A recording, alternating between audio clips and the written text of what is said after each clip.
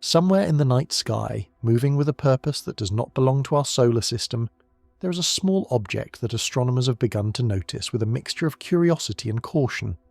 It has been given a name, 3I/ATLAS, a label that carries weight and precision in the way that scientific nomenclature does, but also a label born from incomplete certainty, from data still arriving, from telescopes pointed upward and imaging servers humming through the data without rest. The ATLAS survey, which stands for Asteroid Terrestrial Impact Last Alert System, is one of several automated pipelines that sweep the sky each night looking for moving dots, for anything that might betray motion against the starfield. When ATLAS flagged this object, it was not dramatic. There was no announcement, no sudden flare, just a subtle shift in position from one night to the next, a curve traced by faint photons that suggested something was travelling through space in a way that felt wrong, or rather, in a way that felt like it belonged somewhere else. To understand why this matters, we need to hold a simple idea in mind with genuine wonder. Most things that move through our solar system are bound to it. They loop back, they follow elliptical paths, closed arcs that promise they will never leave. The sun's gravity holds them like a hand holding a spinning stone. But occasionally, very occasionally, something arrives with a different kind of trajectory. Its path follows a hyperbola, a curve that opens outward, and the technical language for this is eccentricity greater than 1, or a greater than 1. What this means, in the gentlest terms, is that the object carries enough speed, enough energy, to escape the sun's gravitational embrace entirely. It will not return. It has come through our neighbourhood, and it will leave it, slipping back into the darkness between the stars from which it came.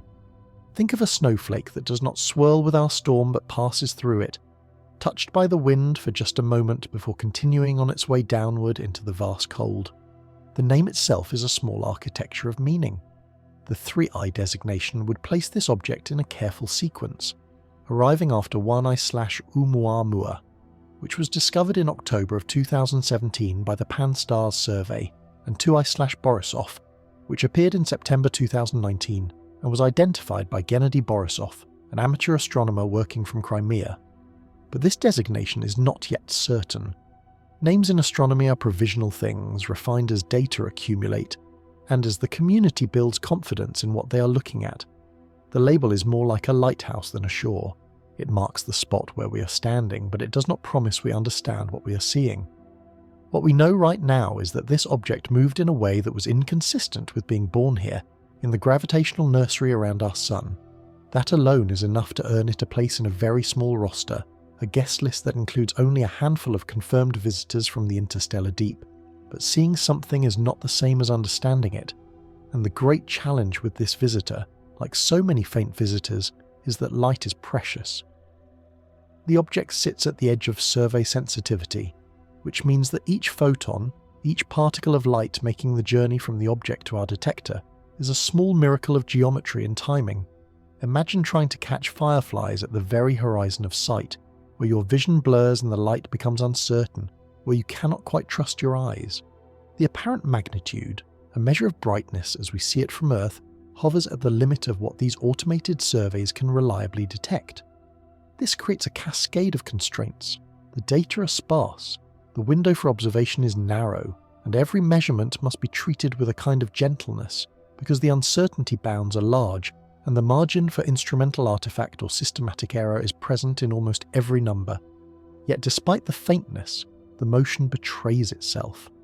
Night after night, as observers have tracked the object across weeks or months, its position against the starfield has shifted in a way that traces a curve, not the gentle arc of something orbiting lazily within our solar system, but a more pronounced shift, a movement that would be familiar to something drifting through interstellar space.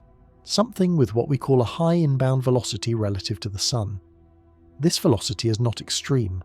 We are not talking about an object moving at significant fractions of light speed, but rather a speed that suggests deep space heritage, a trajectory that has carried it through the vacuum between stars for perhaps tens of thousands or millions of years.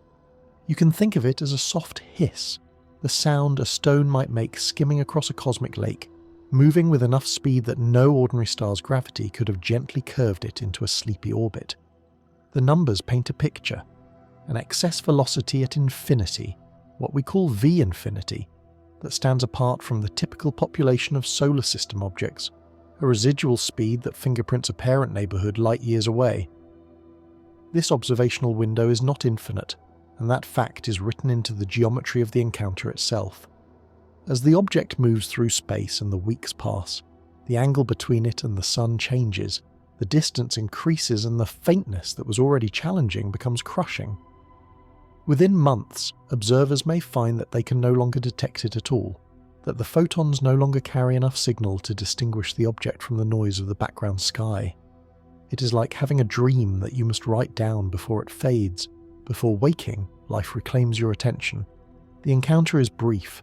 This is not an object that will loop back through our skies every 100 years or every 1,000, offering multiple generations a chance to study it. This is a flyby, singular and temporary. Coordination among telescopes worldwide is therefore not just advantageous, it is essential. Every clear night counts. Every spectrum is precious. Early reports focus on the brightness profile of the object, and what strikes observers is what appears to be absent. There is no dramatic tail, no obvious coma of dust and gas surrounding the nucleus, as we see in classic comets approaching the Sun. The object appears point-like, or nearly so, in the images, and yet this does not necessarily mean that no outgassing is occurring. Think of breath in winter, visible only at certain angles, visible only when the conditions align just right. It may be that the object is releasing gas and volatile material, but doing so subtly, without the dramatic dust production that would scatter sunlight and paint a conspicuous plume across the sky. Or it may be that the nucleus itself is simply more rigid, more durable, less willing to sublimate under the gentle heating of the distant Sun. The distinction matters because it begins to constrain what the object might be made of, and how it has aged during its journey through interstellar space. The colours that early observers have reported hint at complexity that distance tries to conceal. Broadband photometry, measurements taken through different coloured filters, suggest reddish or brownish tones, colours consistent with organic compounds that have been altered by cosmic ray bombardment and micrometeorite impact over long timescales. This space weathering, as it is called, is a process that unfolds slowly but relentlessly on any exposed surface exposed to the vacuum for millions of years. The palette is not pure, the signal is weak, and the filters fight hard for enough photons to build a reliable spectrum. But the hint is there, a faint watercolour of browns and blues blurred by the distance and the dimness. These colours do not necessarily imply biology or exotic material. They are simply the signature of ordinary chemistry aged in the radiation environment of interstellar space, a bruise the universe paints slowly on anything that ventures far from a star. What may be the most intriguing signature, though it is still uncertain and requires more data to confirm, is a small periodic variation in brightness, a gentle flickering that might encode information about the object's rotation and shape. Imagine watching a distant lantern, where the flame is irregular or the lens is scratched so that the brightness waxes and wanes in a pattern. This could be caused by several things. A nucleus that is elongated rather than round, spinning slowly and catching more or less sunlight as different faces rotate into view, or patchy variations in surface reflectivity, bright and dark regions taking turns facing the Sun, or even a tumbling rotation, an axis wobbling through space in a complex dance. The amplitude of the brightening and dimming, how dramatic the swing is from bright to faint, can hint at the degree of asymmetry. A large swing suggests a body that is significantly stretched or distorted. The period, the time it takes for one complete variation to cycle through, might reveal a spin period of hours or days or longer, though sparse data mean that multiple periods could fit the observations. It is like listening to a heartbeat through a wall, hearing the rhythm but not quite trusting the precise tempo. Once an object is flagged as a candidate for further study, a quiet machinery begins to turn. Astronomers coordinate, telescopes are scheduled, and the global community that watches the night sky begins to focus its attention. This is not a mad scramble or a dramatic emergency, but rather a carefully orchestrated dance, a kind of global conversation passing a quiet note around the night. The follow-up triage process prioritizes observing windows, considering not just the position of the object, but also the phases of the moon, the weather forecasts for different observatories, and the precise geometry of when the object will be highest in the sky and darkest against the background. Spectrographs are requested, light curves are continued, and archival data from previous nights or even years are re-examined. Old images are scanned again, with fresh eyes and fresh algorithms to see if the object was captured before anyone knew it was there, whether its presence can be traced backward through time. But here is what matters most, and this is worth sitting with for a moment. The object itself is a messenger, not a message. Whether it carries a message at all, whether it is bearing some signal or information, is not what its mere existence tells us. What matters is that it is here, and that alone recalibrates something fundamental about how often stars trade crumbs of matter, about how active the corridors between stellar systems truly are. The dark between the suns, the vast gulf that astronomers once imagined as truly empty, feels subtly more inhabited. Each detection implies many more that we have not yet seen, objects that slip past below the thresholds of our surveys, drifting through the inner solar system unnoticed. The universe is busier than it looks from a quiet night on Earth, and this object, whether it is mundane or mysterious, ordinary or strange, is a reminder that we live in a cosmos where travel between the stars, at least on geological timescales, is possible. It happens. We have the evidence right before us. Before an object like 3I/ATLAS can even begin to tell its story, it must be found. And finding something so small, so distant, so dim, requires a collaboration between silicon and sleep-deprived human eyes, between machines that never rest and minds that know how to listen to what machines are trying to say. The discovery process is not a sudden flash of insight, but rather a patient unfolding, a dance between automated pipelines and careful human verification. Each night, surveys like Atlas sweep across the sky in a systematic rhythm, collecting thousands upon thousands of images, building a record of where every star and galaxy and moving object sits against the background of deep space.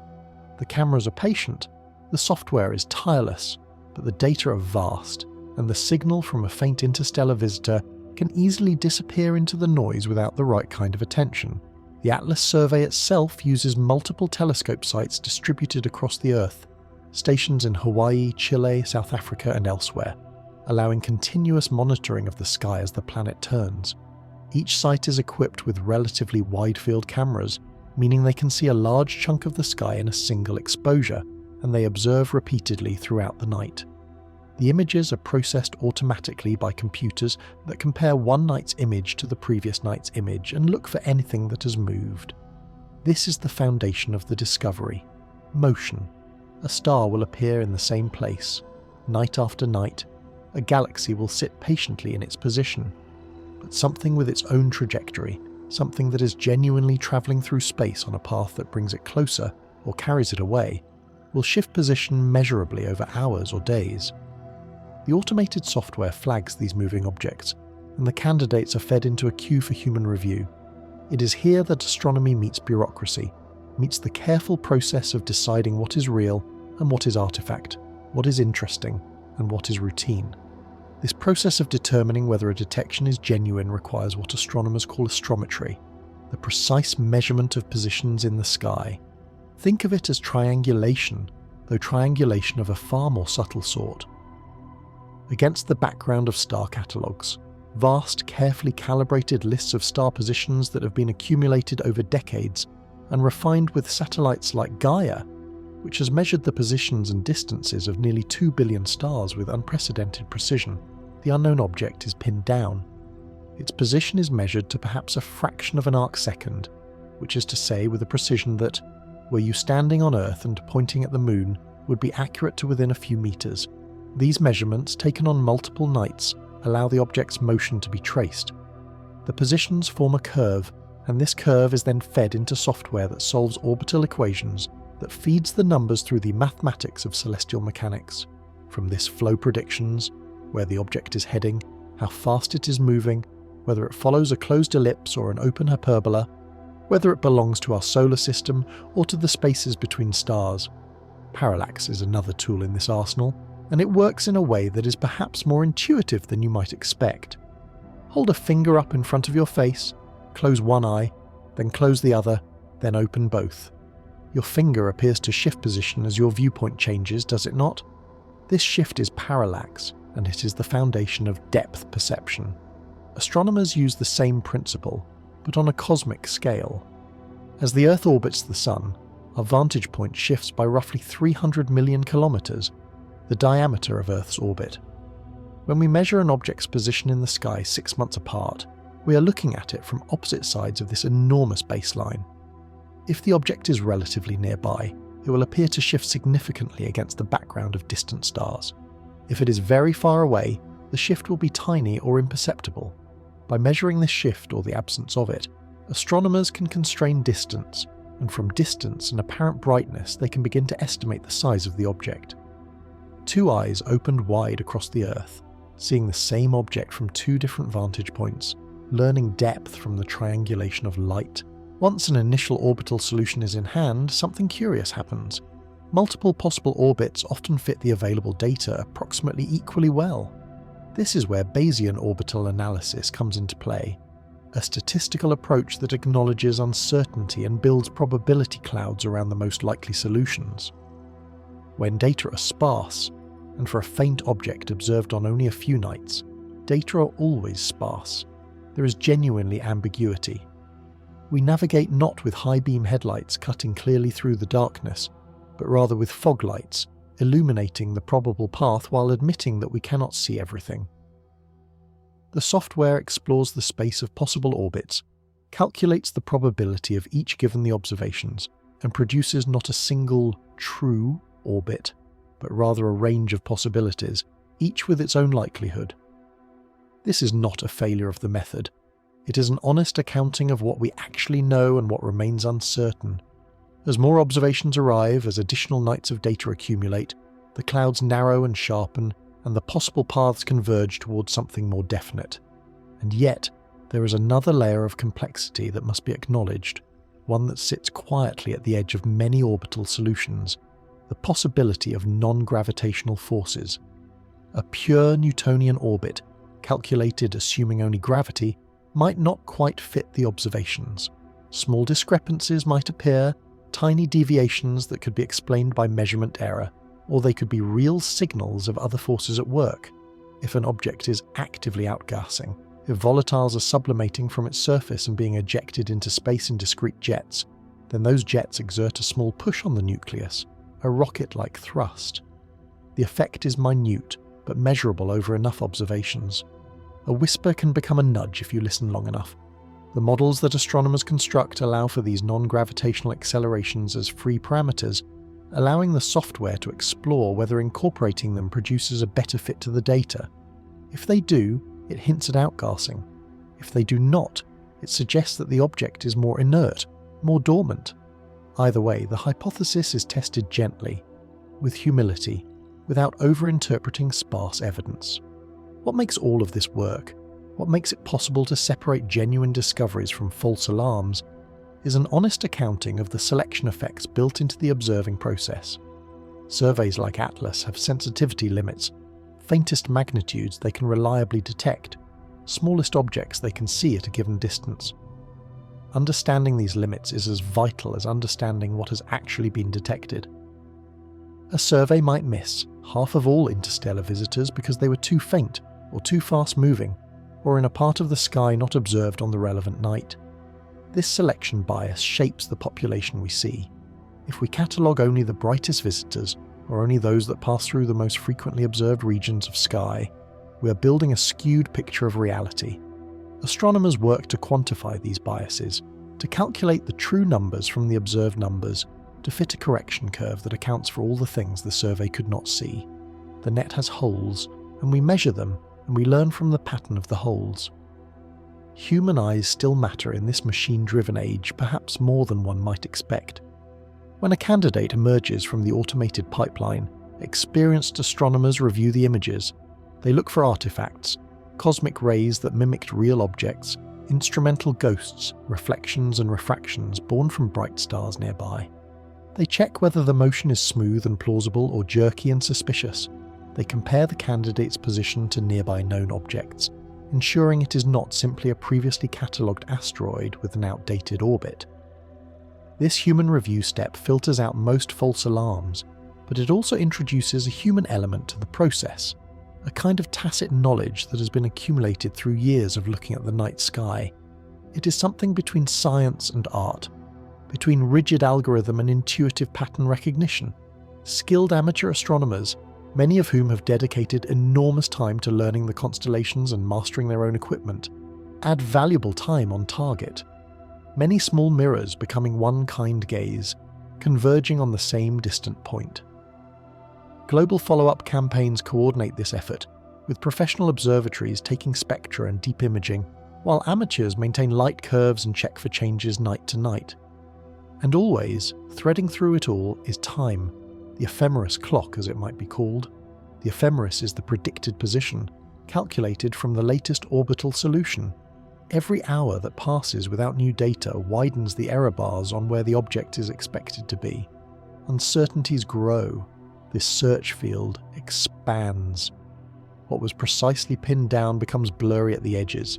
This is why rapid follow-up is crucial, why coordination matters, why observatories worldwide have standing agreements to prioritize such candidates.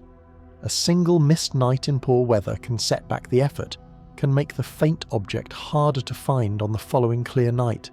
The geometry grants only weeks to months of good observing before distance steals contrast entirely, and so the machinery turns, coordinated and urgent, but outwardly calm, like a musician's hands moving quickly over an instrument to produce something that sounds effortless and eternal. The curve traced by an object's position against the starfield is more than just a line on a graph. It is a story written in mathematics, a biography of motion that speaks to where something came from and where it will go. For 3I/ATLAS, this curve holds the central clue to its interstellar nature, and understanding it requires us to step into the language of orbital mechanics, a field where numbers become poetry and where a single parameter can rewrite our understanding of an entire object's past. The most fundamental of these parameters is eccentricity, a number that describes the shape of an orbit, that distinguishes between closed loops and open pathways. Most objects in the solar system have eccentricity values between 0 and 1. A value of 0 would describe a perfect circle. Values approaching 1 describe increasingly elongated ellipses, like stretched ovals that narrow toward points. But there is a threshold, a boundary that matters profoundly. When eccentricity exceeds 1, when greater than 1, the mathematics transform. The curve opens outward. The path becomes a hyperbola, a shape that flares apart, that never closes, that commits the object to an eternal journey, never returning to where it came from. This is the fingerprint of an interstellar visitor, the mark that says this object is not bound to our sun. For 3I/ATLAS, preliminary orbital fits suggest an eccentricity that places it confidently on the interstellar side of this threshold. The exact value is still being refined as new observations arrive, but the general picture is clear: a hyperbolic path, an open trajectory, an object in passage. What is striking about this is not that such orbits are mathematically impossible, they are not, but that they are rare in the solar system itself. Jupiter's gravity occasionally flings small bodies onto hyperbolic trajectories, but these are typically objects born in the solar system and cast out from it. To find an object arriving on a hyperbolic path from the outside is different. It suggests extrasolar origin, a deep space pedigree. The line on paper never loops back. The object will not settle into a stable orbit around our sun, will not become part of our gravitational family. It will pass through and move on, carrying its secrets away with it. But from where did it arrive? The inbound direction, the angle at which the object's trajectory approaches the solar system from interstellar space, is a clue that astronomers examine with careful attention. On a map of the sky, this direction can be compared to known stellar streams, to populations of stars moving together through the galaxy, as disrupted clusters, or as debris from ancient collisions drift through space. If 3I/ATLAS were to show a trajectory that aligned with a nearby young star cluster, or with a kinematic group of nearby stars moving in a coherent direction, that would be suggestive. it would hint that the object may have originated in that stellar nursery or association, cast out by the gravitational chaos that often surrounds star formation. So far, the inbound vector appears to come from a random patch of sky, not obviously aligned with any known moving group. This is not surprising. Most interstellar visitors would be expected to come from random directions, from the general population of stars throughout the galaxy. But the search continues, refined as better data arrive. A breeze from no familiar sea, arriving from an unmarked corner of the cosmos. What truly characterizes an object's interstellar nature, beyond the shape of its orbit, is its velocity relative to the Sun when measured from infinitely far away, a concept called the excess velocity at infinity, or V-infinity. Even if an object is escaping the solar system on a hyperbolic path, the Sun's gravity still pulls on it, accelerating it as it falls inward and decelerating it as it climbs outward.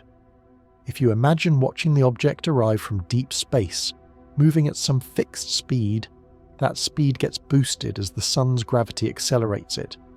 When the object reaches its closest approach and then begins its departure, the Sun's gravity slows it down again. By the time it is infinitely far away, it has returned to the speed it started with. This speed, this infinity, is a residual velocity that the Sun could not overcome, a fingerprint of the stellar neighbourhood from which the object was born. It encodes information about the gravitational environment of the parent system, about the escape velocities and collision speeds characteristic of that distant stellar nursery. The higher the V-infinity, generally, the less likely it is that the object came from a quiet, stable stellar system, and the more likely it came from a chaotic region with high-velocity dispersions. For 3I/ATLAS, this value is being determined from the orbital fit, a number that carries implications written in astronomical shorthand. As the object approaches the solar system, it does not drift in unimpeded. The giant planets, Jupiter, Saturn, Uranus, Neptune, exert their own gravitational influence. These worlds are like gatekeepers, their massive presence shaping the corridors through which smaller objects must pass. Depending on the specific trajectory, depending on how close the visitor comes to these giant worlds, the path can be deflected by kilometers per second. A near miss with Jupiter could alter the course by significant amounts, reshaping the entire encounter with the inner solar system. In some cases, gravitational encounters with the outer planets can actually be strong enough to slightly reduce the eccentricity of a hyperbolic orbit, theoretically allowing an object to transition from being unbound to being on a very elongated elliptical orbit, remaining in the solar system for millions of years before escaping again. The corridor narrows as if guided between mountains, though guided is perhaps too intentional a word. It is simply gravity doing what gravity does, invisible sculpting of pathways. Yet for 3I/ATLAS, the close approach distance to the Sun, the perihelion distance, is not so close as to place the object in mortal danger from evaporation or tidal disruption. Even at its nearest approach, even when the Sun's heat is strongest, the object maintains a safe distance. Our curiosity must do the approaching, must use telescopes and spectrographs and careful analysis to understand something that we cannot touch, that we cannot visit, that we can only observe from afar. A lantern admired from across a field, its warmth appreciated from distance. The perihelion distance, measured in tens of millions or perhaps hundreds of millions of kilometers, is large enough that the object's composition is unlikely to be dramatically altered by solar heating, though certainly the surface is being warmed and may release some volatile material. The exact distance is one of the orbital parameters that continues to be refined as new observations arrive, and this distance itself constrains what the object might be made of. One of the subtle tests that can be applied to the orbital solution involves solar radiation pressure, a force that might seem delicate but can accumulate to significant effects over time. Sunlight exerts pressure. Every photon carries momentum, and when a photon strikes an object and is absorbed or reflected, it transfers that momentum to the object. For most asteroids and comets, this pressure is utterly negligible. But if an object were extremely thin and light, imagine a wafer of metal or a composite of exotic materials, something with an enormous surface area relative to its mass, then solar radiation pressure could dominate. It could accelerate the object, altering its trajectory in ways that would be detectable in the orbital solution. Astronomers test for this, checking whether the observed path can be better explained by including radiation pressure as a significant force. For 3I/ATLAS, early indications suggest that radiation pressure is not a dominant factor, that the object is dense enough and massive enough that ordinary gravity is the primary sculptor of its path. We watch for the sail that might not be there, a possibility acknowledged but not yet supported by evidence. Small deviations from a pure Keplerian orbit, an orbit calculated using only gravity, might imply other forces at work. If the object is sublimating ice and ejecting volatile material, these jets can impart a thrust, non-Keplerian forces that nudge the trajectory subtly. The models that fit the observations allow for these tiny accelerations, and the residuals between the observations and the pure gravitational prediction can hint at whether such forces are present. A curve with a quiet secret, perhaps, or no secret at all. The Tisserand parameter is another tool in this analytical toolkit, a number that relates the orbital parameters of the visitor to the orbital parameters of the planets it has encountered. This dimensionless parameter is conserved in gravitational encounters, meaning that it has roughly the same value before and after a close approach to a planet. By calculating the Tisserand parameter for 3I/ATLAS and comparing it to the Tisserand parameters of known comet families and asteroid populations, astronomers can ask, does this object's orbital signature match anything we know from the solar system, or does it stand apart? A passport stamp in mathematics, a way of cataloguing and classifying the nature of a traveller. When astronomers gather repeated measurements of an object's brightness over time, plotting these values on a graph and watching how they rise and fall, they are listening to a kind of heartbeat. For 3I/ATLAS, this light curve, as the plot of brightness versus time is called, becomes a window into the object's physical nature, a way of inferring things about shape and rotation and surface composition that cannot be measured directly. The most obvious feature of a light curve is its amplitude, the degree to which the brightness swings between bright and faint. Imagine a spinning baton catching the light, or imagine a child's toy rotating, and think about how the brightness would vary as different faces turn toward the observer.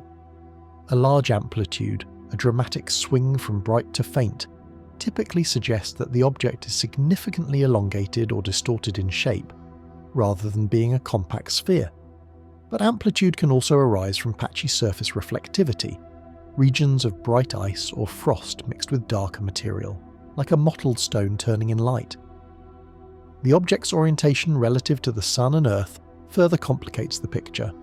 As the geometry shifts over days and weeks, the phase angle changes, altering the apparent brightness in ways that the models must account for. Determining the spin period from a light curve, the time it takes for the object to complete one full rotation, sounds straightforward in principle, but becomes slippery in practice when data are sparse. Multiple periods might fit the observations approximately equally well, especially if the object tumbles in a complex non-principal axis rotation, the kind of chaotic spinning that can occur in space when an object has been perturbed or has experienced a collision. Listening for rhythm through static, the astronomer must carefully explore the space of possible periods and assess which ones are most plausible given both the observations and the physics. Some rotation periods are more likely than others based on the object's presumed size and rigidity. If the spin period were extremely rapid, the object's own rotation would generate outward forces, potentially causing a loosely bound rubble pile to fly apart. If the period were glacially slow, taking weeks or months for one rotation, that too would be unusual and would hint at special circumstances. The most likely spin periods cluster in the range of hours to a few days, though exceptions certainly exist. What makes the light curve interpretation subtly complicated is the concept of albedo, the fraction of incident light that an object reflects rather than absorbing. When you measure an object's brightness, you are measuring reflected sunlight. If you want to know how large the object is, you need to estimate how reflective it is. A dark, coal-like surface with low albedo, perhaps around 0.05, meaning it reflects only 5% of the light, will appear dimmer than an icy, highly reflective surface with an albedo of 0.7 or higher. The same candle will appear brighter or dimmer depending on whether it shines against dark velvet or white snow. For 3I/ATLAS, The albedo is unknown, adding a factor of uncertainty to size estimates. Spectral information, if obtained with sufficient signal-to-noise ratio, can help constrain albedo by revealing the object's colour and comparing it to known mineral and ice mixtures with well-characterised reflectivities. But this data may never be sufficiently clear. The astronomer must therefore report size estimates with generous error bars, acknowledging that a range of plausible albedos leads to a range of plausible sizes. In the R-band and G-band photometric measurements, standard filters centred around red and green wavelengths, the object's colours have been tentatively estimated, and these colours themselves can hint at composition and albedo through careful comparison to laboratory measurements. If infrared observations become available, they could reveal subtle information about the object's thermal properties. Every object, when warmed, emits infrared radiation. The intensity and spectrum of this thermal emission depend on the surface temperature and on something called thermal inertia, which relates to how quickly a surface heats and cools. A rock with high thermal inertia, dense conductive material, will warm slowly and cool slowly, maintaining relatively steady temperatures across day-night cycles. A porous, crumbly surface with low thermal inertia will heat rapidly when illuminated and cool rapidly when shadowed. By measuring both the reflected sunlight and the thermal emission, astronomers can estimate thermal inertia and therefore infer something about surface texture and porosity. It is warmth that lingers like tea in a thick mug, a physical property written into the temporal evolution of temperature. Even if full infrared spectra prove unattainable, any infrared detection would help constrain these properties. The surface itself carries a history written in light absorption and reflection patterns. Over millions of years in interstellar space, cosmic rays bombard any exposed surface, knocking atoms loose and altering chemical bonds. Micrometeorites strike and leave tiny impacts. The surface becomes reddened and darkened, a process called space weathering. As these processes accumulate, the rind of the object becomes an archive, a bruise the universe paints slowly across aeons of isolation. On the surfaces of asteroids and comets within the solar system, this weathering process can be compared and studied directly. On small bodies like the samples returned from asteroid Ryugu and Bennu by Japan's Hayabusa 2 and NASA's OSIR-ISR-EX missions, the effects of space weathering are visible in the pristine material. For an interstellar object, this same process has been ongoing perhaps for millions of years or longer, depending on how long it has been since it departed its parent star and entered the cold vacuum between stars. Between these two, we find hints that the interstellar population is already diverse, that visitors from beyond the Sun's gravitational boundary do not conform to a single template. Their personalities diverge, their compositions differ, their mechanisms of detection and their behaviours at close approach tell different stories, yet each one has taught us something essential about what to expect when the next visitor arrives. Oumuamua was, in many respects, a puzzle wrapped in an enigma. When first observed, it was already receding from the Sun, having passed through perihelion in early September 2017, just weeks before it was discovered. This meant that astronomers were essentially observing the object as it was leaving, watching it depart into the outer solar system along a hyperbolic trajectory that would carry it away from the Sun forever. The object was small. Estimates place its longest dimension at perhaps 100 to 1,000 meters, though the uncertainty is considerable, and its brightness was fading as distance stole photons from the telescope detectors. What struck observers most was its colour. Oumuamua displayed a pronounced reddish hue, suggesting the presence of organic materials that had been chemically altered by exposure to cosmic radiation. Its surface reflectivity, its albedo, appeared quite low, implying a dark surface that absorbed most of the light that struck it. Yet in the early observations, no tail was detected, no coma of dust and gas streaming away from the nucleus, as you would expect from an active comet approaching the Sun. This absence of a visible coma was puzzling. Either the object was genuinely inert, its surface locked into a dormant state by a crust of space, weathering too thick to break, or it was outgassing so subtly that the dust component was negligible, virtually invisible against the background sky. The light curve of Oumuamua revealed something equally intriguing. significant variability in brightness, swings that were among the largest ever observed in the solar system for an object at comparable distances. The amplitude of these variations suggested either extreme elongation, a body stretched into a cigar or needle shape, or an irregular tumble, a chaotic rotation where the object's spin axis was wobbling through space. Given the apparent size estimates, a cigar-like shape seemed plausible, though the exact geometry remained ambiguous. The spin period was estimated to be roughly 8 hours, though considerable uncertainty cloaked this number. Adding to the mystery, when astronomers later analysed decades of archival data from time periods before the discovery, they found hints that Oumuamua had accelerated subtly more than pure gravity would have predicted. This excess acceleration could be explained by outgassing, by tiny jets of sublimating material imparting an unexpected nudge. Or it could be explained by radiation pressure if the object was sufficiently elongated and low density. Or it might have been produced by an extremely low albedo object that rotated rapidly, which would create specific thermal effects. The mystery remained unsolved, and Oumuamua receded into the outer solar system with its secrets largely intact. By contrast, 2I/Borisov presented a far more recognisable face when it arrived in 2019. This object was brighter and more active, displaying the classic hallmarks of a cometary nucleus in outburst. A clear coma of dust surrounded the nucleus, glowing with reflected sunlight and tracing a path through space. A tail extended away from the sun, blown by solar radiation and the solar wind. Spectral observations revealed the presence of familiar molecules: cyanide, diatomic carbon, polyatomic hydrocarbons, the chemical fingerprints of cometary ices. The composition appeared, in many ways, consistent with ices commonly found in the solar system's outer regions. The nucleus itself was estimated to be roughly 100 to 1,000 meters across, placing it in a similar size range to Oumuamua, though the uncertainty in these estimates remained substantial.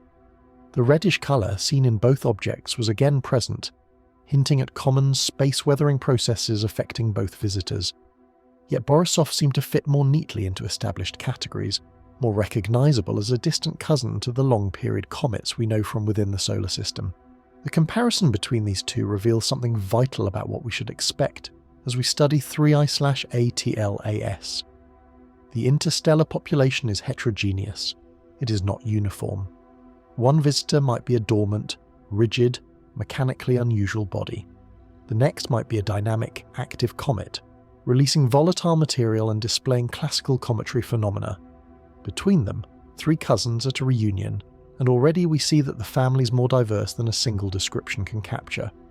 Selection effects play a role here too. We preferentially detect the brightest visitors, or the most active ones, or those that happen to pass through the parts of the sky covered by our surveys. 1,000 silent, dark, faint objects might pass through the solar system for every Oumuamua or borisov that catches our attention. The detection biases shape the population we see, filtering it through the sensitivities and geometries of our observing systems. The net has holes and many objects slip through unnoticed. The trajectories of Oumuamua and borisov arrive from different quadrants of the sky, suggesting that interstellar visitors are not streaming from a single direction or a specific stellar neighbourhood, but rather are arriving from all directions, a rain of small bodies scattered throughout the galaxy. The inbound velocities, the excess speeds at infinity, were comparable between the two.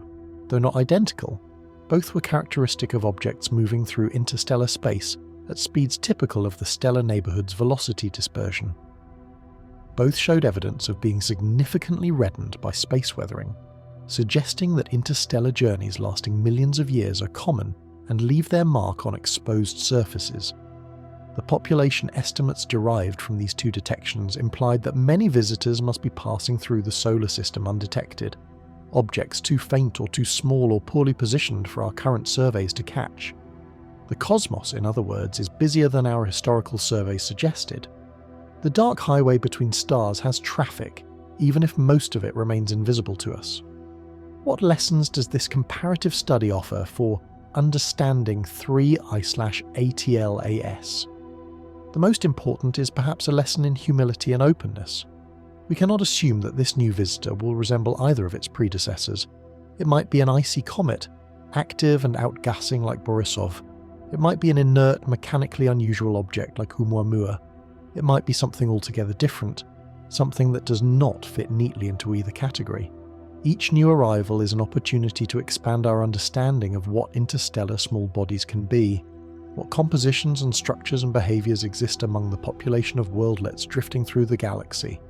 The methods we have developed for analysing Oumuamua and borisov, the orbital mechanics, the light curve interpretation, the spectroscopic techniques, can be applied to 3A/ATLAS, but they must be applied with the recognition that new surprises may await. The third act rarely repeats the first two, and so we approach this newest visitor with tools sharpened by previous encounters, yet with minds open to the possibility that it will teach us something we did not expect to learn. There exists a curious space in scientific thinking, a territory between rigorous explanation and speculative wonder, where we can hold ideas lightly without endorsing them as truth. It is in this space that we might explore possibilities for 3A/TLAS that venture beyond the conventional, possibilities that remain hypothetical, thought experiments that we examine with the same care and skepticism that we apply to more mundane explanations. The key distinction is this: we are not claiming that any of these scenarios is real or probable. Rather, we're asking what signatures such scenarios would produce, and then we are checking whether those signatures appear in our data. If they do not appear, that is meaningful. If they do appear, we would need to understand why natural processes might produce similar signatures. In this way, speculation becomes a tool of investigation rather than a conclusion. One such thought experiment involves the possibility of a light sail, an ultra-thin engineered structure designed to be propelled by solar radiation pressure. Consider a sheet of material, perhaps aluminum, perhaps some exotic composite, only micrometers thick, stretched across a vast area relative to its mass. The radiation pressure from sunlight would exert a force on such a surface that, while tiny for normal objects, could be substantial for something so delicate. If 3I/ATLAS was such a structure, accidentally released or intentionally deployed, it would respond to solar radiation in distinctive ways. The acceleration and trajectory would show clear signatures of this radiation pressure effect in the orbital analysis. We watch for that signature without assuming it exists, without letting our instruments be blinded by expectation. So far, the available data do not point strongly towards such a scenario. The object's trajectory appears consistent with passive trajectories governed by gravity and perhaps gentle outgassing. But the possibility remains accessible to measurement, a leaf drifting on sunlight that we could detect if it were truly there. Another thought experiment, one that has captured some public imagination, involves what might be called the artifact shard hypothesis. If a large engineered object were shattered or fragmented, and a piece of that fragment were to drift through space, it might appear largely indistinguishable from a natural object, unless observers happen to catch evidence of unusual geometry or symmetry. A shard might tumble through space like any other piece of debris, reflecting sunlight in a way that seemed natural, revealing no obvious mark of manufacture. The light curve would be unremarkable, the spectrum would show familiar elements, the orbital parameters would follow gravitational rules without deviation, and yet if we could see the fine structure, if we could examine the surfaces closely enough, we might notice facets at odd angles, ratios that seem to favour prime numbers or geometric relationships statistically unlikely to arise from natural fracture. We would have no positive evidence of artificiality, but we would have what might be called negative evidence, an absence of expected natural patterns. At present, no such geometric anomalies have been reported in the careful measurements of 3/ATLAS, but the search itself, the willingness to look for such things, represents a kind of openness to possibility. There is something romantically appealing about the idea of a beacon, an intentional signal carried by the object itself, announced through regular glints of reflected light or narrowband emissions at specific frequencies.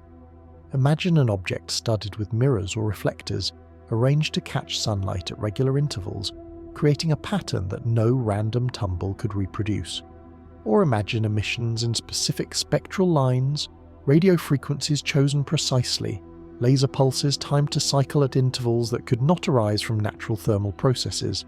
Such a beacon would be a message written in light, a deliberate attempt to announce presence. Yet we must acknowledge that silence is also eloquent. The absence of such signals is itself data. Each non-detection of a beacon, each null result from a radio search or optical survey narrows the possibility space. It does not rule out the existence of signals entirely.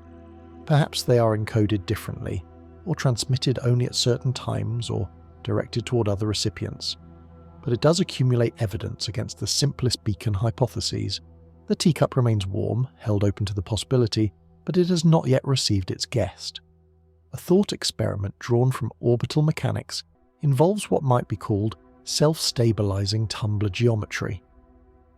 It is a mathematical fact that certain shapes, when set spinning in space, can achieve remarkably stable rotation states. If an object were deliberately engineered to possess particular symmetries and mass distributions, its tumble could be extraordinarily stable, maintaining a consistent spin period and axis orientation over vast timescales, despite the vacuum's quietness and the absence of external torques. By contrast, a randomly shaped natural object would typically show more erratic behavior over time, especially if subjected to any perturbing forces from outgassing or solar radiation. The light curve of such a stabilized object might show a remarkably constant period, a regularity that could stand out against statistical expectations for natural tumbling.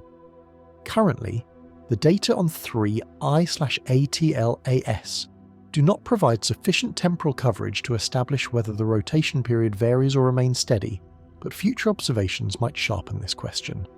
We compare models to light curves, testing the mathematics of stability against what we see. Then there is the concept of encoded geometry, the possibility that the spatial relationships between features on an object's surface might encode information through mathematical relationships. Prime ratio symmetries, for instance, would be statistically improbable to arise from natural fragmentation or erosion. Fibonacci sequences in the distribution of surface features would be striking. Three-dimensional ratios matching fundamental mathematical constants would stretch coincidence to its limits. Yet we must emphasize, no such patterns have been clearly identified in any observations of 3/ATLAS, nor would we expect to find them without deliberate effort and high-resolution imaging data that we do not currently possess. The mere possibility that such patterns might exist is not evidence that they do. We measure before we marvel. We gather data without preconception. The search itself is disciplined. We do not permit imagination to colonize reality. Certain material anomalies could potentially stand out if observations grew sufficiently detailed. An object composed of materials with reflectance or radar properties that fell outside known terrestrial and extraterrestrial mineral compositions would raise eyebrows. Metamaterials engineered for specific optical properties, crystalline structures designed to produce unusual absorption spectra, alloys not found naturally. Any of these would be detectable given sufficient spectroscopic resolution. Yet the menu of materials we might taste remains limited. Getting high-quality spectral data from such a faint object is extraordinarily challenging. The signal-to-noise ratio in any attempted spectrum is marginal at best. We might simply never accumulate enough photons to answer these questions decisively. The menu is read in candlelight, with some dishes remaining forever unidentifiable, and so we acknowledge the theoretical possibility while recognizing the practical limits of what we can observe. Deep within the structure of small bodies drifting through interstellar space lies a chemistry that tells stories spanning billions of years, a record written in molecular bonds and isotopic ratios that can speak, if we learn to listen carefully, about the origins and journeys of these wanderers. For 3I/ATLAS, understanding its surface chemistry, the precise molecular composition of its exposed materials, would provide an extraordinary window into the stellar neighbourhood from which it came, and the processes that have shaped it during its lonely voyage through the void. The study of organics, complex carbon-bearing molecules, has become increasingly central to cometary science since the spacecraft encounters with comets like Halley-Borrelly and Tempel-1, and later missions to asteroids have only deepened our appreciation for how widespread and intricate these molecules can be.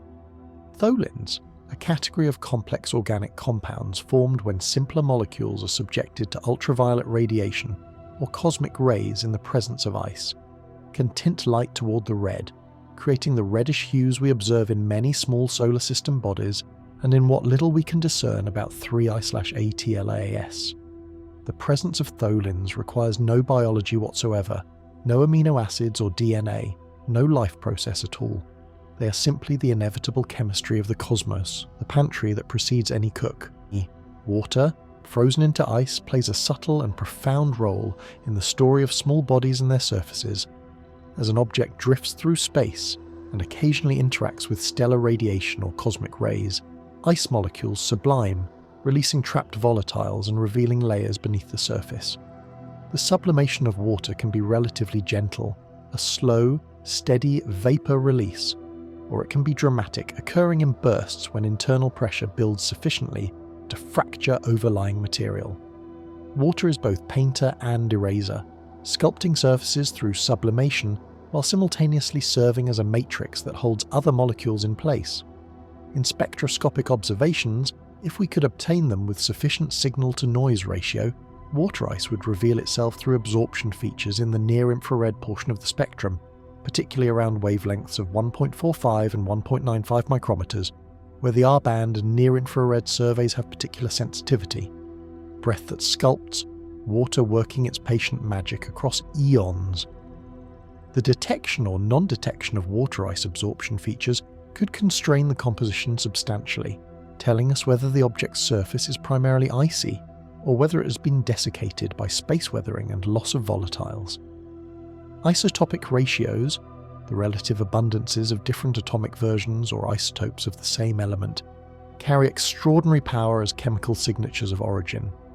The ratio of carbon-12 to carbon-13, or of oxygen-16 to oxygen-18, or of hydrogen to deuterium, can vary depending on the temperature and density conditions under which molecules formed, and these ratios are largely preserved as material drifts through space.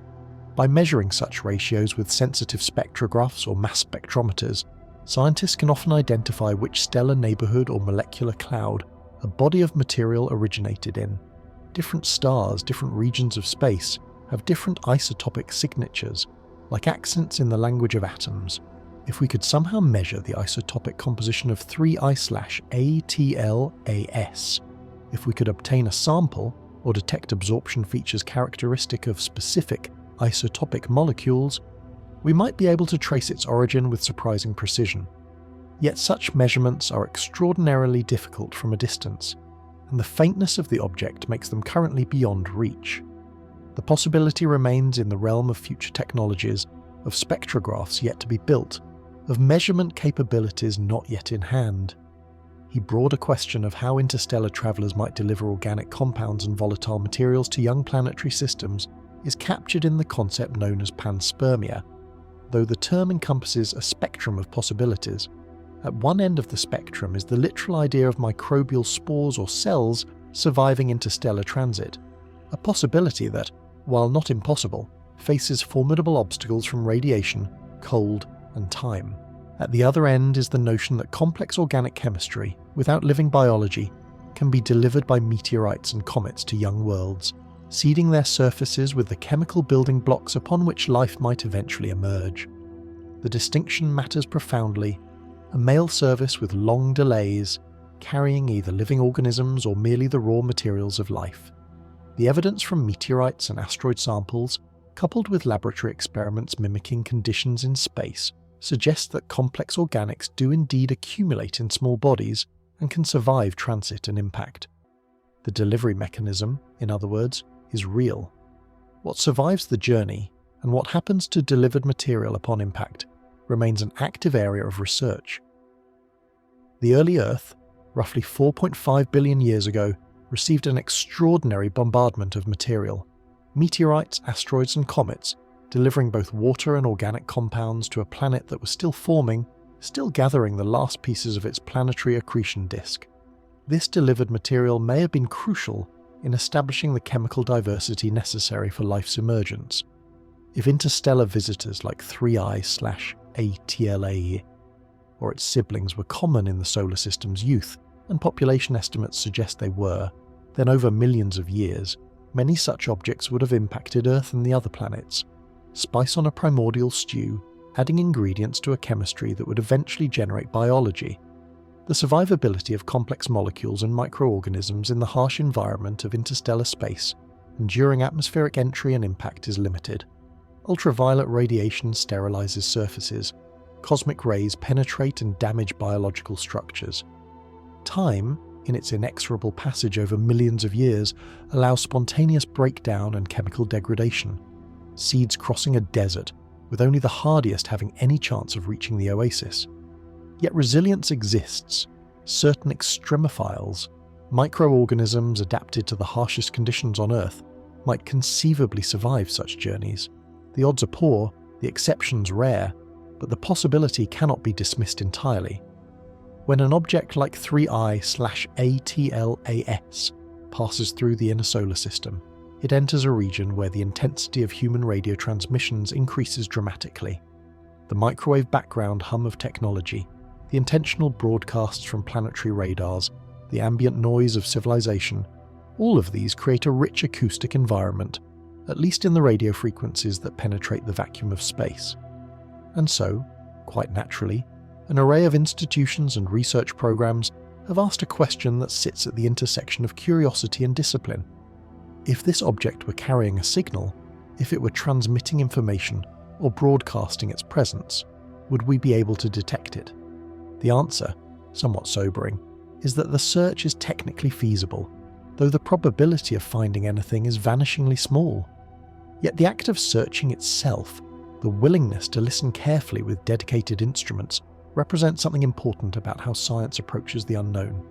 We do not assume silence, we look for sound, and when we find only quiet, that quietness itself becomes data, a meaningful null result that narrows the possibility space. Radio searches have become increasingly coordinated and sophisticated in the years since Oumuamua first announced its presence. Arrays like the Very Large Array in New Mexico, a collection of 27 radio dishes spread across the desert landscape, can focus their attention on a specific point in the sky and listen across multiple frequency bands. The Allen Telescope Array, built through a collaboration between the SETI Institute and the Radio Astronomy Laboratory at UC Berkeley, operates at frequencies from roughly 1 to 10 GHz, a range that covers a substantial portion of the so-called water hole, a frequency band that has long held symbolic and practical importance in the search for extraterrestrial intelligence. If 3I/ATLAS were broadcasting a signal, a beacon intentionally or unintentionally transmitting information, it would produce a distinctive narrow-band signal that would stand out against the broadband background noise like a laser beam cutting through fog. Ears cupped to a single violin string. Telescopes listening for the note that mathematics says should not be there. The data from these searches are processed by sophisticated software that looks for periodicities, coherent patterns, any deviation from random noise that might hint at an artificial source. But radio is not the only possible channel through which an object might communicate or express its nature. Optical beacons represent another hypothetical modality. Imagine a source of light, perhaps a laser emitting pulses at precise intervals, or a reflected solar light modulated by a rotating aperture or shutter that produced flashes in the visible spectrum. Fast laser pulses, if sufficiently bright and well aimed, could travel enormous distances through space while remaining detectable. The technological challenge from Earth's perspective involves stacking frames from multiple observations, searching for patterns of light arrival that could not be explained by atmospheric scintillation or instrumental artifacts, lightning in a jar or nothing at all.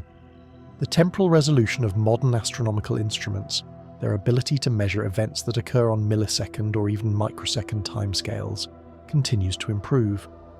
Some observers have searched for fast radio bursts, millisecond duration pulses of radio emission as a possible technosignature, though the confirmed fast radio bursts discovered to date appear to be natural astrophysical phenomena arising from neutron stars and magnetars rather than artificial sources. Polarization presents another subtle avenue of investigation. When light is polarized, meaning that its electromagnetic waves oscillate in a preferred direction or pattern rather than randomly, it can carry information. Engineered surfaces might polarize reflected or emitted light in specific ways that natural surfaces would not. By measuring the polarization of light reflected from 3I/ATLAS, astronomers could test whether the polarization patterns deviate from expectations for natural materials. Sunglasses for starlight, filters that reveal or conceal depending on the orientation. The measurements are technically demanding, requiring sufficient photons to build reliable statistics about polarization angles and degrees. But the possibility exists, another channel through which to listen for the unusual.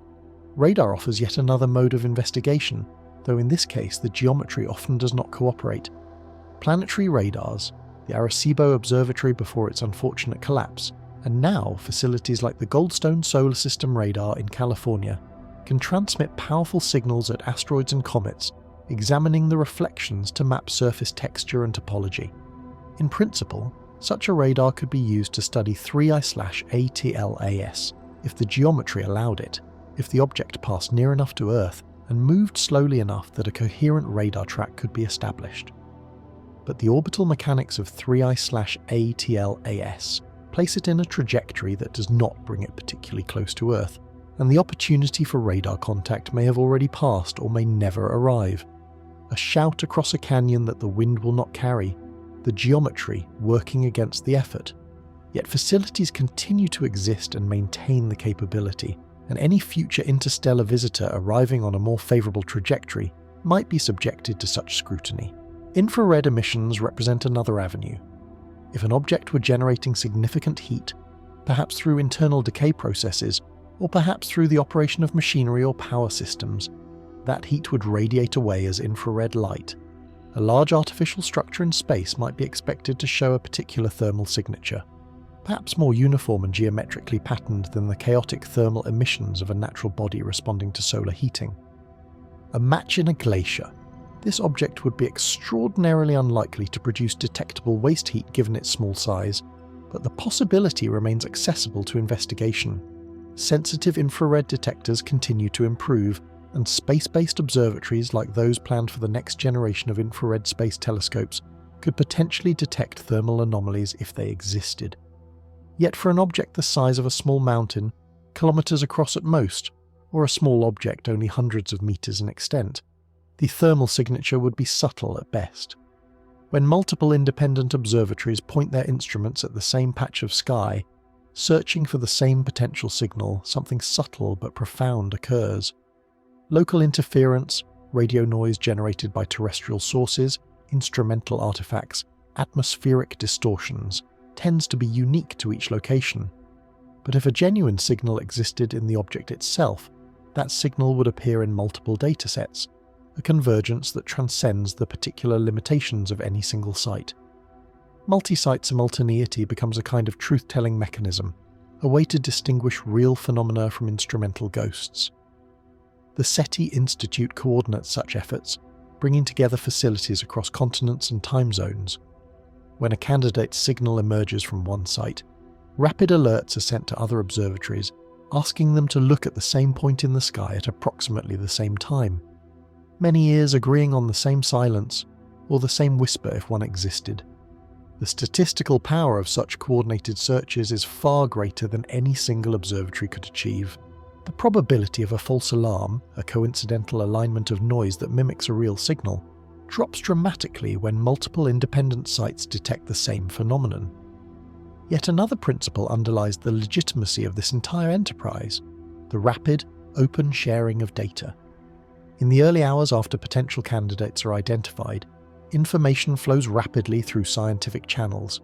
Observation logs are uploaded to centralized databases. Images are made publicly available. Analyses are distributed to email lists and discussion forums where hundreds of trained observers can examine them. This radical transparency serves multiple purposes. First, it guards against confirmation bias, the human tendency to see patterns that confirm our expectations. When many minds look at the same data independently, misconceptions tend to be caught quickly. Second, it allows for rapid follow-up observations coordinated across the globe. If a candidate's signal requires immediate action, every hour of delay reduces the probability of catching additional confirmations.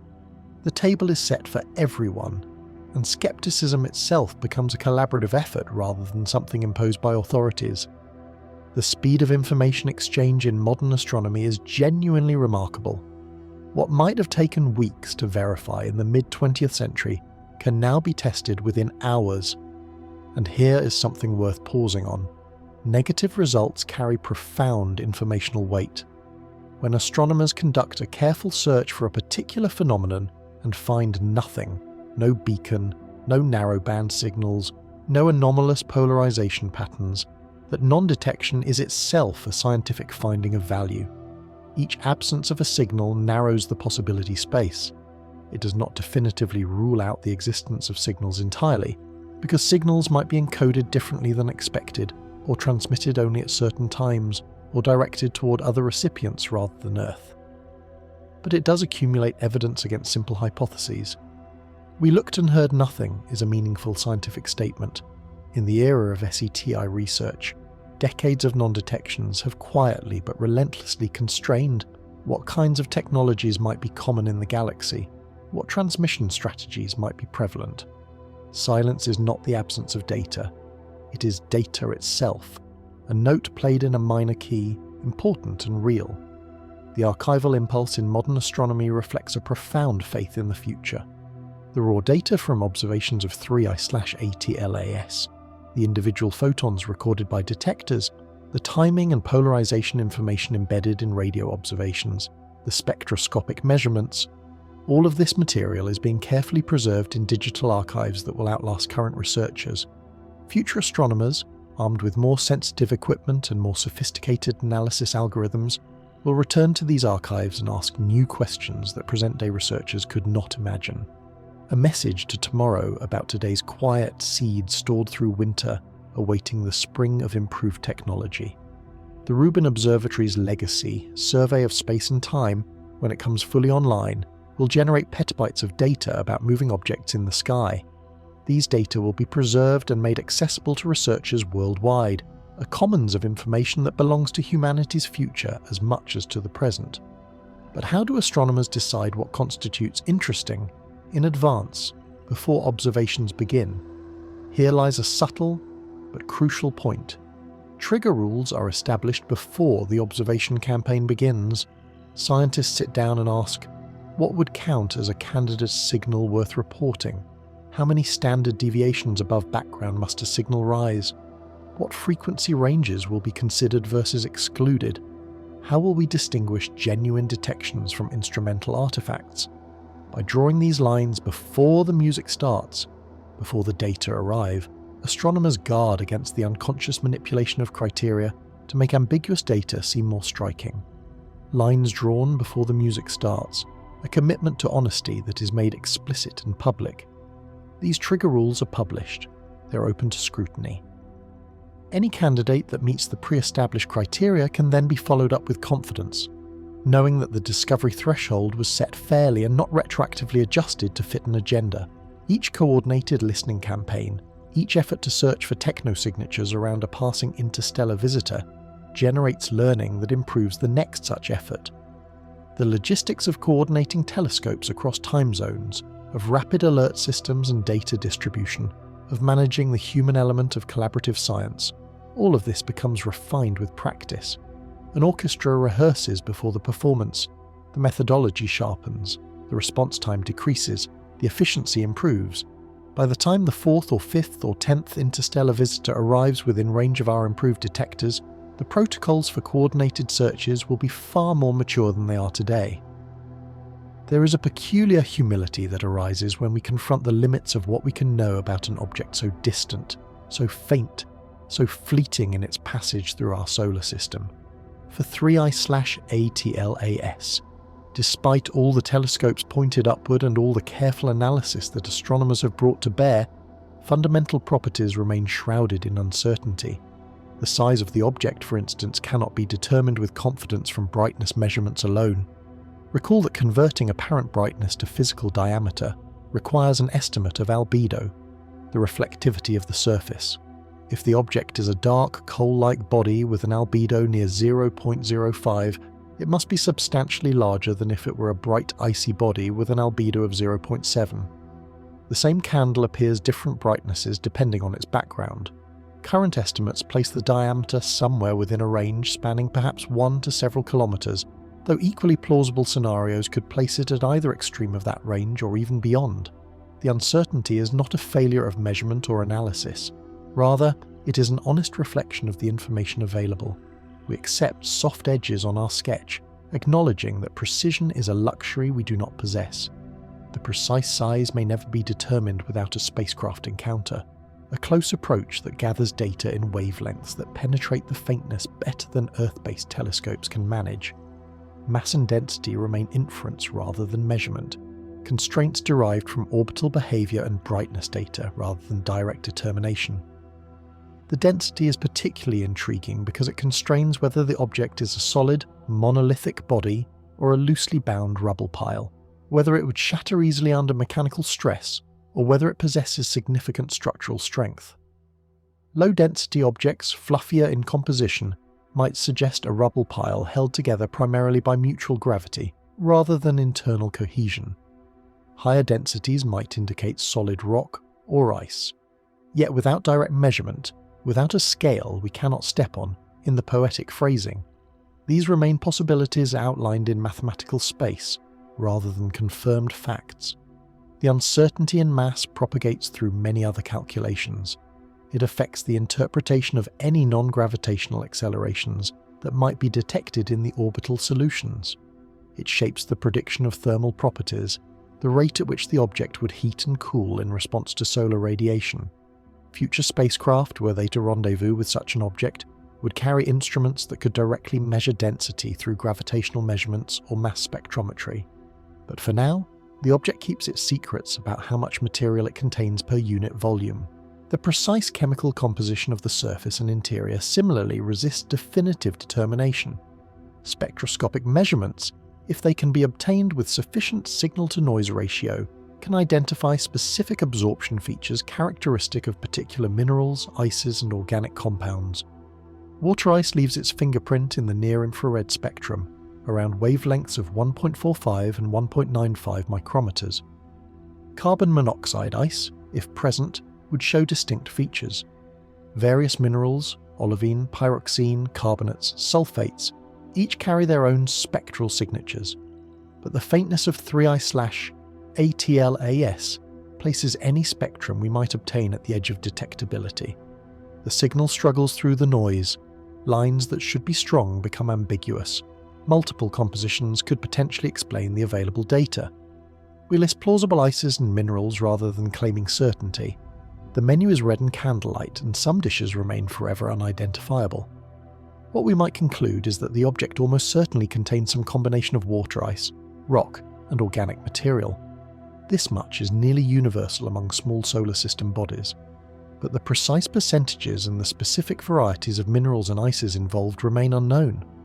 The spin state of the object, the rotation period, and the orientation of the rotation axis through space exhibits ambiguity that sparse data cannot fully resolve. Multiple rotation periods can fit the light curve data approximately equally well, especially if the object tumbles in a complex non-principal axis rotation. More observations over an extended period could potentially constrain the period more tightly, could reveal whether it changes over time due to outgassing torques, could pin down the axis orientation through careful photometric monitoring. But the observational window has been limited, constrained by the object's brightness and by the finite time before it recedes beyond detection. The rhythm may remain offstage, heard through a wall but never quite visible. Future observations, if they can be obtained with larger telescopes, or if the object unexpectedly brightens, might sharpen these constraints. But it is equally possible that this particular visitor will depart our solar system, leaving its spin state in the realm of plausible possibilities, rather than firm knowledge. Tracing the object's origins, identifying the stellar neighbourhood from which it departed, the processes that ejected it into interstellar space, seems nearly impossible given present data and methods. The backtracking of orbits through time runs directly into the chaos of galactic dynamics. Over millions of years, the gravitational influence of passing stars, the density waves of the galactic disk, the subtle cumulative effects of countless gravitational encounters, all of these blur the historical record. The trajectory you can project backward becomes uncertain, branching into a fan of possibilities.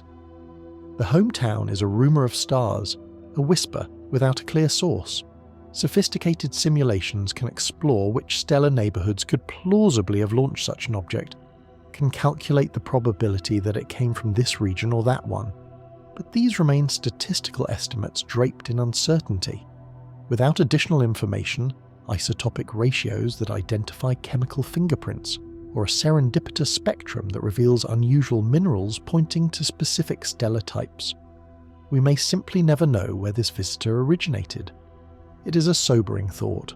An object travels for perhaps millions of years to reach us, and we cannot definitively say where it began.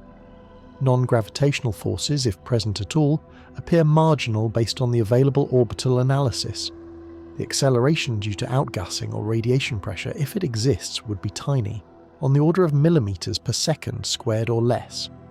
Detecting such small forces requires precise orbital data accumulated over an extended period, and the faintness of 3R/ATLAS has limited the temporal coverage and density of observations available. In the orbital solutions that have been calculated, including non-gravitational acceleration terms does not dramatically improve the fit to the data, suggesting that either no such forces are significant or they are present but below the current detection threshold.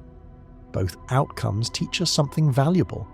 If no non-gravitational forces are present, it suggests either that the object is not outgassing significantly, or that any outgassing is occurring in directions that do not produce net acceleration detectable in the orbital solution.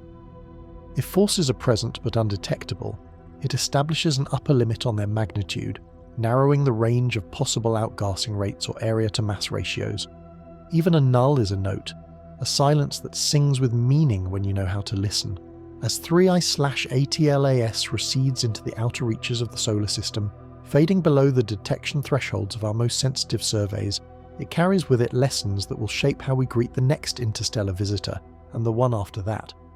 The realization that such travellers pass through our cosmic neighbourhood with a frequency greater than previously imagined. Current estimates suggest that objects comparable in size to Oumuamua arrive at perihelion perhaps once per year on average, though most remain undetected, has catalysed a transformation in astronomical infrastructure and observational strategy.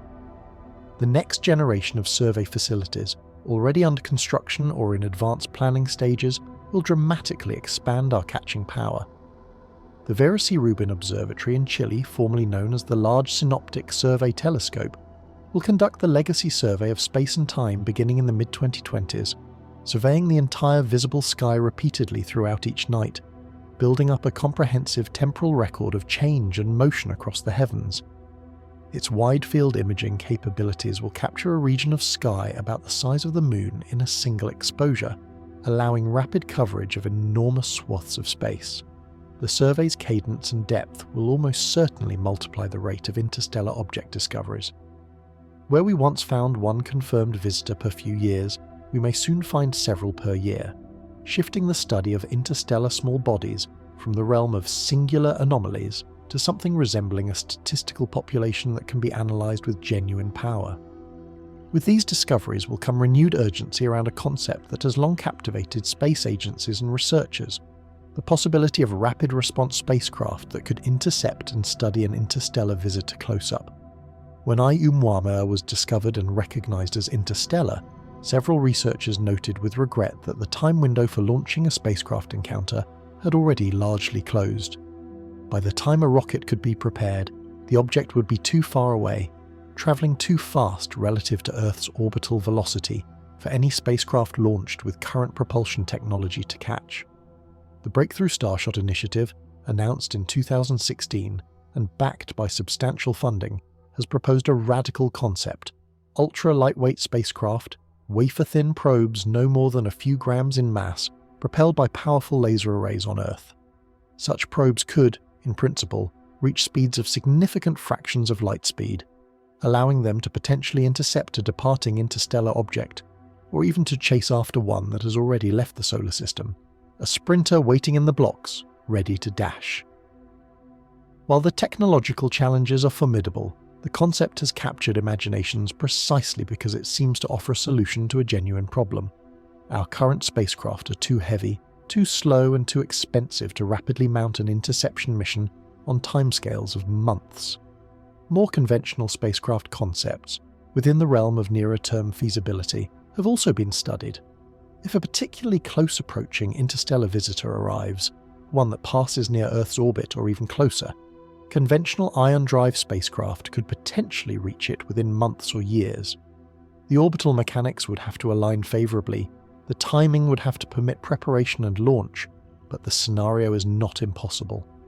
A mission that launched within weeks of discovery, reaching the object months or years after close approach, would still represent an extraordinary scientific achievement. At that distance, instruments could measure the object's shape and spin precisely, could conduct spectroscopic analysis at far higher signal-to-noise ratios than possible from Earth, could potentially collect physical samples if trajectory and velocity allowed for careful approach. The recipe, written in many hands, collaboration across nations and agencies coordinating instruments and expertise.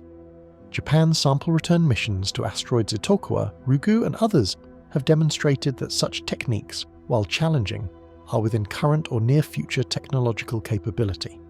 The template exists. What is required is preparation, coordination and rapid decision-making when the next opportunity arrives. The international dimension of these efforts cannot be overstated. The current protocols for studying interstellar visitors were substantially shaped by the experience with Oumuamua, when observatories worldwide coordinated follow-up observations, when data and analyses were shared openly and rapidly through digital networks. The International Astronomical Union, the central coordinating body for astronomical nomenclature and policy, has established working groups focused on small bodies and technosignature searches. The discovery and rapid characterization of new interstellar objects will require coordination across national boundaries, sharing of data in real time, and trust in peer review processes that transcend political divisions. The playbook has been drafted in preliminary form. Future encounters will refine it, will stress test its procedures, will reveal where improvements are needed. By the time the 5th or 10th interstellar visitor arrives, the international response capability will likely be far more mature and efficient than it is today. The machinery of cooperation once started tends to perpetuate and improve itself. The archival imperative deserves particular emphasis as we contemplate the future. Every observation of 3i/ATL-AS, every photometric measurement, every spectrum obtained at marginal signal-to-noise ratio, all of this material is being preserved in digital repositories, catalogued and curated by librarians of the sky. The Planetary Data System, a NASA-sponsored archive, houses decades of spacecraft data and ground-based observations. The Zenodo repository, operated by CERN and European partners, provides open access to research data across disciplines. These archives represent an act of profound faith in the future, a commitment that today's marginal data might become tomorrow's vital clues. Future astronomers, equipped with machine learning algorithms that have not yet been imagined, analysing data through techniques not yet conceived, will return to these archives and extract meanings that we cannot presently perceive. A message to tomorrow about today's quiet seeds stored through winter. The preservation of raw, unprocessed data, not just the refined results and published papers, becomes increasingly important as we recognise that the constraints of our current analysis techniques should not limit what future researchers might discover. And yet, for all this machinery of coordination and advancement, for all the telescopes that will scan the sky and the spacecraft that might one day intercept a visitor, there remains something irreducible, the lingering mystery, the humble acknowledgement that we may never fully understand every aspect of objects that arrive from the interstellar void. Some mysteries may be resolved through better data and more sophisticated analysis. Others may persist, leaving us with multiple plausible explanations, none definitively ruled out. Some properties may remain forever inaccessible to observation. The internal structure deep within the object, the chemical composition at depths we cannot probe, the precise history of its journey through space. And this is not a failure of science or observation. Rather, it is a recognition of what it means to study a world we cannot touch, to gather knowledge through the patient accumulation of reflected light, to accept that complete understanding may be impossible, even when partial understanding is genuinely valuable. Mystery can be a pillow as well as a question, a comfortable space where genuine curiosity lives alongside genuine humility. The next visitor will arrive and we will greet it with better instruments and sharper methods. It will teach us something new, and in the process it will almost certainly generate new mysteries, new questions that we had not thought to ask, new reminders that the universe is stranger and more intricate than our categories can capture. The teacup remains warm, always ready to receive the next guest.